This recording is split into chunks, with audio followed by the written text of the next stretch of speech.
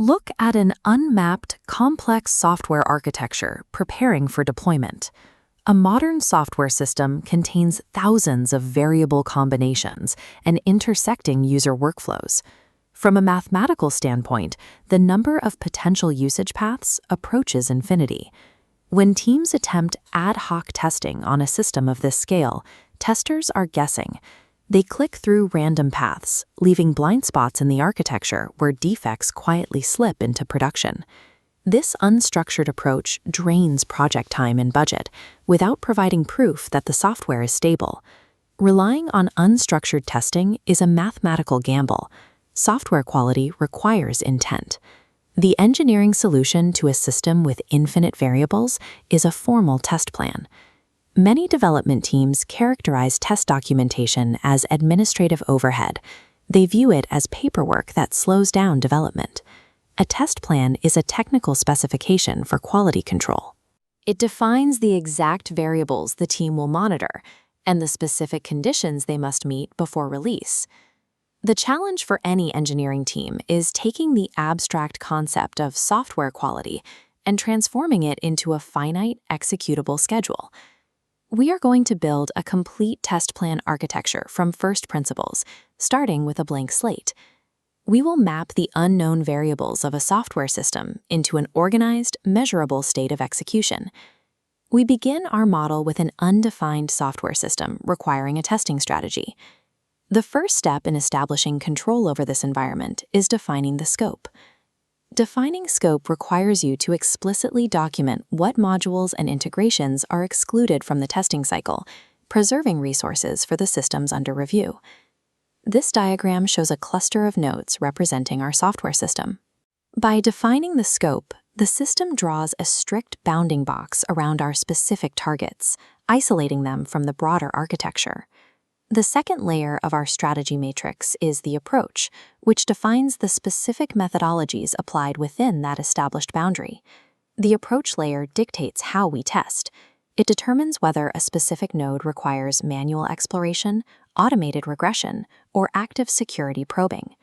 Selecting the precise approach for each module optimizes the technical resources deployed to the project. This prevents the cost of writing automation scripts for features that only require a brief manual check. Together, scope and approach form the perimeter of the plan. They answer what is being tested and how.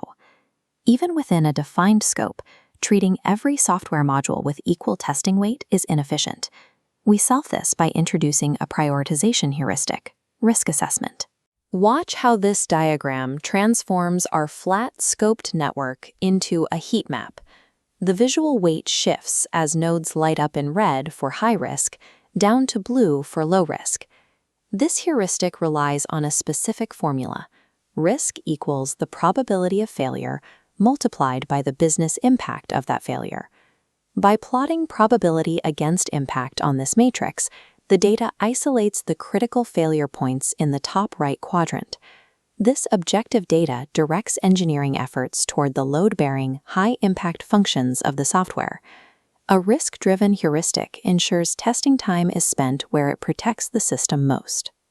Theoretical risk maps must eventually account for the limitations of the real world. Execution is dictated by three finite resources: schedule, budget, and team availability. Here, the 3D node heat map flattens and projects its data onto a 2D Gantt chart.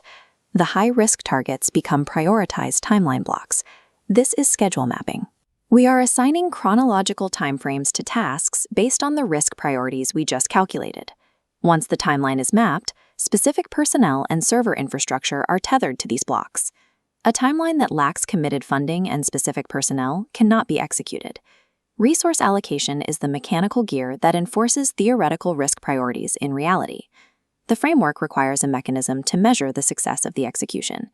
Managing scope, tracking risk, and maintaining a schedule provide no value if the team cannot objectively define the word quality.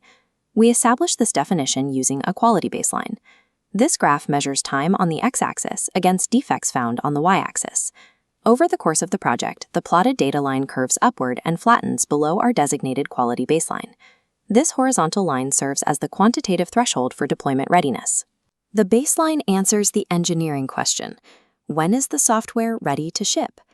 The quality baseline replaces subjective opinions with objective mathematical facts.